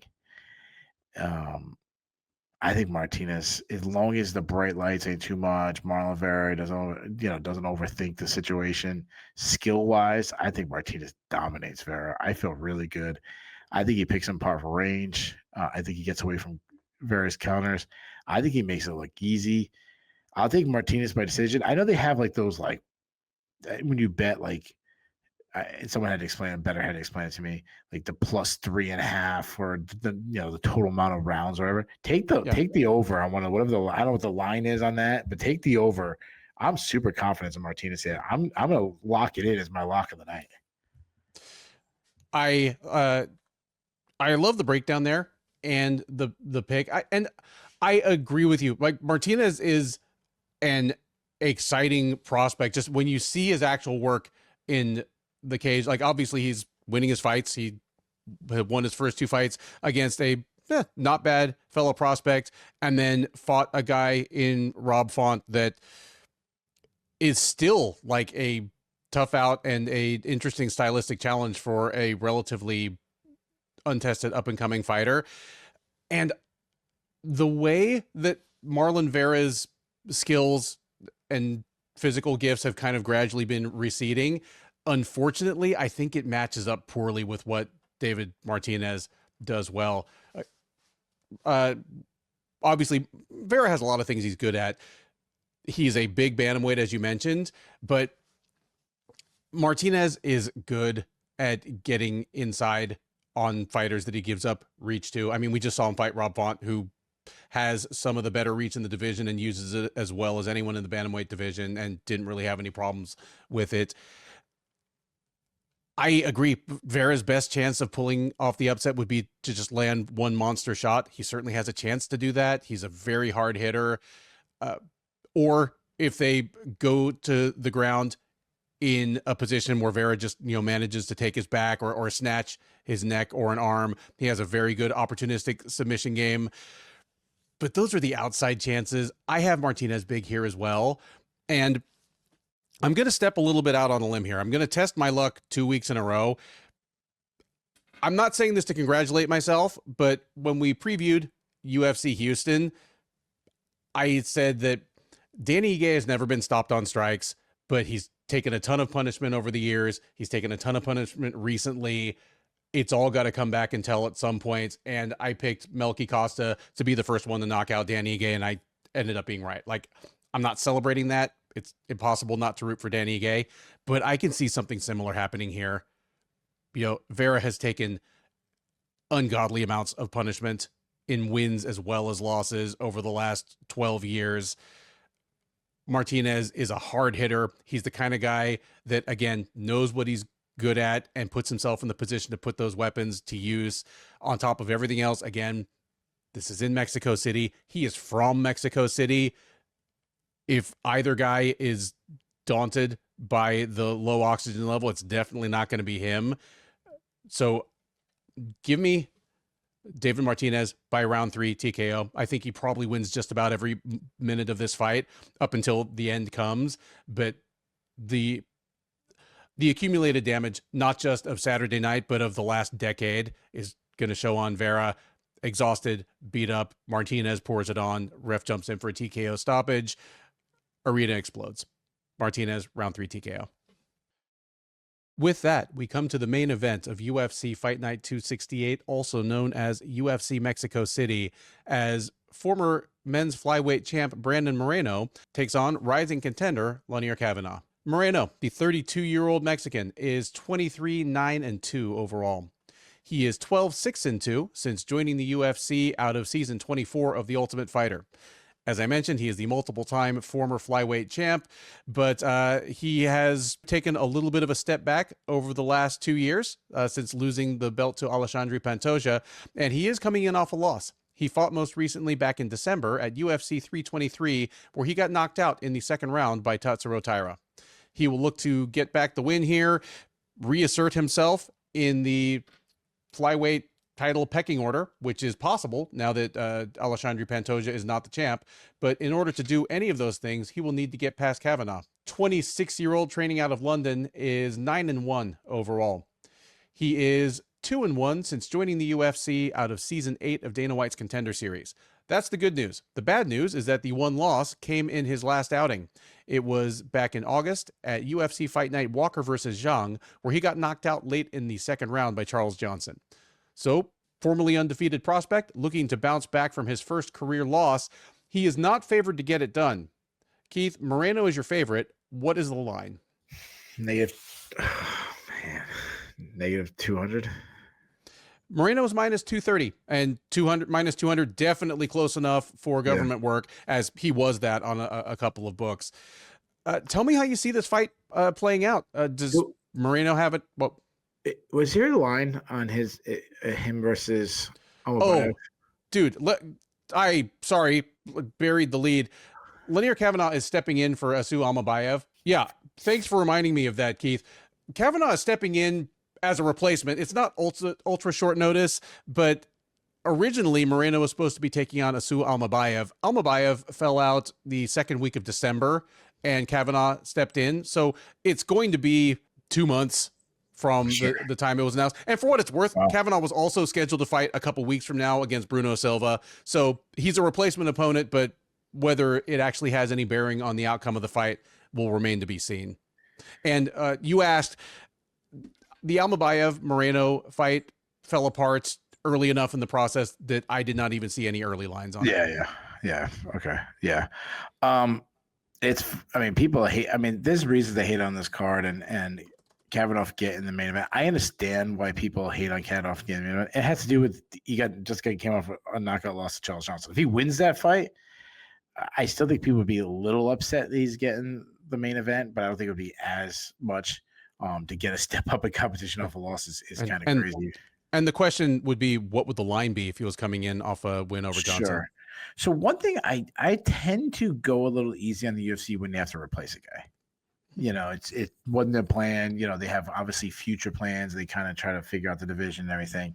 That's one thing I feel like I give a little bit of grace on that. It's the backup plan. There's a reason why he's the P pick.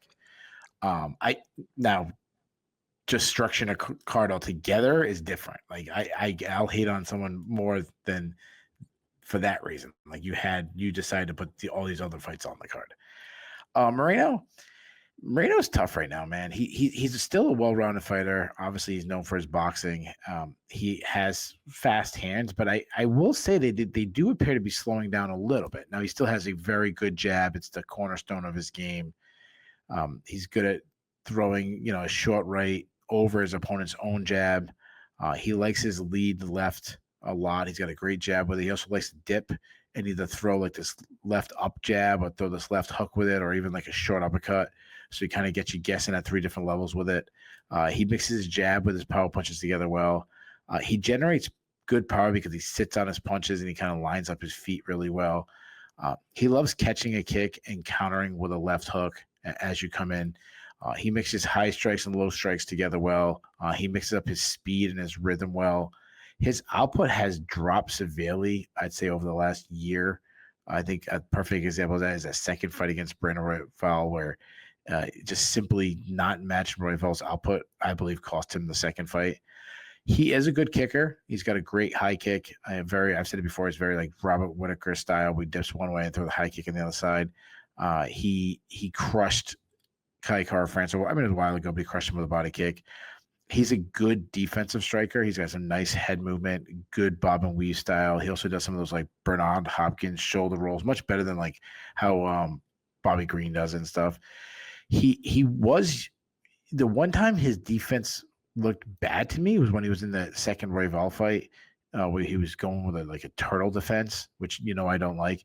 And I'll keep going back to that Royval fight because he just got smoked by Tyra, but I think the Royval one is the one he really looked bad in. But to his credit, after that, he took on Steve Erceg, and he was slipping punches pretty well against Erceg. He also has never really been a guy who checks leg kicks. All the way going back to like the Figueiredo fights, Figueiredo had success kicking his legs.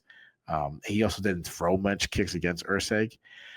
One worry I have about Moreno is that he's 32 years old, but he's an old 32. I mean, the rounds he put in against Figueiredo alone has taken such a toll on his body, and he's taken so much damage for a guy that really should still be in his prime. I mean, it's flyweight, so it's you don't have as much of a window, but still 32. I think he should still have a couple good years, and I'm worried that the end is coming fast for him. Now he's smart enough where he can really transition more from the boxing to his wrestling, because he's turned into a really good wrestler, good at timing takedowns to win rounds, nice entries. His wrestling was huge in the Figueiredo fights, but he didn't wrestle Steve Erceg much, which is surprising. He's good at winning scrambles. I was surprised how easily he was taken down against Tatsuro Taira. He's usually hard to hold down if you take him down, but that wasn't the case against Taira. But I also think that might say more about Taira, or maybe it's a little bit of both. Like Taira was really on his game that night, and Moreno wasn't. He'll do some Granby rolls, which is always like fun. He's got some slick back takes. He has a submission threat, and he sub Figueiredo in the second fight, which is a pretty good accomplishment. He's hard to submit to, though we just saw him get smoked by Taira. And but I go back to like the Pantoja fight, when he lost the title to Pantoja, he showed some submission defense against Pantoja. Kavanagh, I'll tell you this. I know a lot of people are bashing Kavanagh coming in this fight and not thinking he deserves it. And I again, like I already said, I understand why. But I like what I see on this kid. He's a good athlete. He's a very good striker. Switches stance a lot. He's a former kickboxing champion. He's got some really good output on the feet. Fast, very fast hands. Very explosive. He likes to counter strike. He's good at picking up his opponent's speed well. He uses footwork to kind of cut angles on his attacks. He attacks the body a lot. He has nice punching, striking power. He'll throw out some spinning attacks, but unlike other guys, I feel like he almost does it at the right time. Like he doesn't look for it too much. He might end a combination with it, something like that. Doesn't get really predictable with it. Big kicking game. He likes his like push kicks. He got some hard body kicks. He'll throw some calf kicks. He'll if you kick him back, he'll catch the kick and get the fight to the ground. But he's shown he also can get takedowns. Though he isn't a traditional wrestler, he's pretty good at winning scrambles. He does need to improve his overall top control, but his takedown defense is pretty solid. So, like I've said it a bunch. I understand why people are upset with this fight. Coming off a loss and all of a sudden getting a main event and gets a former champion. But I knew Moreno was going to be a favorite, and he's a pretty hefty favorite. But I'm glad that it's not like obscure. I'm glad he's not like negative 450 or something like that, because I think Moreno's declining. And I also worried about if he's just disinterested. It's hard to stay motivated at the highest level, especially when you've kind of, I think about someone like Robert Whitaker, where you've lost some fights and you're not really in the title picture anymore. That's kind of where Moreno is. Moreno still is a very underrated wrestler. He could just get the fight to the ground and dominate with his wrestling. Obviously, later in the fight, I tend to favor Moreno based on his experience. He's, from Mexico, used to fighting in Mexico City. Also, obviously, he has that 5-round experience. However, on the feet, I favor Kavanaugh. He's wicked fast. He's accurate. He's got a bunch of tools. I also don't trust Moreno right now. Give me Kavanaugh to win enough rounds with his striking. I think it's going to be a super close fight. I think he might win 3 rounds to 2. I'm going to say Kavanaugh pulls the upset. He lost to Charles Johnson. So did Joshua Van. Give me Kavanaugh by split decision. Dude, I love this. And for one thing, spoiler, it's unanimous upset in the main event. But even some of your specific points go down to things that I wanted to talk about. Like, yeah, Kavanaugh got splattered by Charles Johnson in a fight that he was otherwise doing really well in. It's not just that Josh Van got upset by Charles Johnson. It's almost like it was a round later for Van, but it's the exact same thing. Van was handling him. Yeah. All of a sudden, something snaps in Charles Johnson. Charles Johnson's a dog, dude. He is a dog, and he, on the right day, might be the hardest one-shot hitter in the entire division. I mean, he's a huge guy that has just massive power. Here's the thing. I agree with you about Moreno's gradual decline, and it's been a little bit masked. Well, one, because he spent, such a long time like fighting basically the same small pool of people. And then because, again, he is so smart and well coached that he's sort of just made gradual adjustments to, generally speaking, maximize his chances of winning. But ultimately, he came out on top in the 4-fight rivalry with Figueiredo. And I think a lot of the reason that he came out on top on that, and what was true by the end, like especially by the last fight, is he was probably the best overall striker in the entire flyweight division in January 2023. So 3 years ago, when he beat Figueiredo, in their 4th fight, I think Brandon Moreno was probably the best striker in the entire flyweight division. He is not that anymore, and he might not even be the best striker in the cage on Saturday. And while, he's making adjustments, he's using his wrestling more, he has a wealth of big fight experience, the thing that his best moments were predicated on has slipped to that point where Kavanaugh's probably going to be the sharper striker in the cage. Kavanaugh's going to have to thread a needle here. He needs to be up 3 rounds to none at the end of the 3rd round, because he's taking out a guy in Moreno that has tons of 5-round experience. While Moreno is not from Mexico City, like, he lives in, or he's from Tijuana. He trains in Texas. He's fought in Mexico City before. Like, the later this fight goes, the tougher it gets for Kavanaugh, as Moreno has always been able to keep up a hell of a pace for a long fight. If Moreno embraces his wrestling early and it works, this pick's going to look stupid. But I'm with Keith here. Give me the upset. It's going to be a bummer for the Mexico City crowd that's probably going to be at an absolute fever pitch, as I think the 5 fights before it are all going to end in Mexicans splattering non-Mexicans. But give me Lanier Kavanaugh as well to pick up the biggest win of his career, emphatically put himself back in the golden prospect category with an upset win over Brandon Moreno. And that is it. The Sherdog Radio Network preview for UFC Fight Night 268, Moreno versus Kavanaugh, also known as UFC Mexico City. I have been Ben. He has been Keith. If this is your first time watching or listening to one of our previews, first of all, thank you. We hope you enjoyed it. We try to bring you a mix of in-depth fight analysis, occasional historical asides, and straight-faced dick jokes that we think we do as well as anybody in this business. Please do like, subscribe. Neither of those things cost you a thing. They make our bosses happy and allow us to continue bringing you this content free of charge. Drop us a comment. Keith and I both man the comment section. We'd love to hear your take on these fights. We each picked some upsets, including a pretty big unanimous upset. But if you think we left any money on the table, or you think any of our upset picks were insane, let us know in the comments, because if you're right and we're wrong, we will let you know on the recap. We will hand you your flowers. You just need to come collect them. We are live on the Sherdog YouTube page right after the main event. Keith takes the captain's chair. We'll go over all 13 of these fights in reverse order, from the headliner on down to the opener, talking about what was good, what was bad, what was surprising, what was controversial. There's always something. Talking about what's next for some of the notable winners as well as losers, and talking with you. The live chat is open that whole time, so we're taking your questions, your comments, and your hot takes in real time. We have a growing community of friends that hang out with us after the fights, and we would love for you to be part of it. Between now and then, thank you once again for listening. Enjoy the rest of your week, and by all means, enjoy these fights.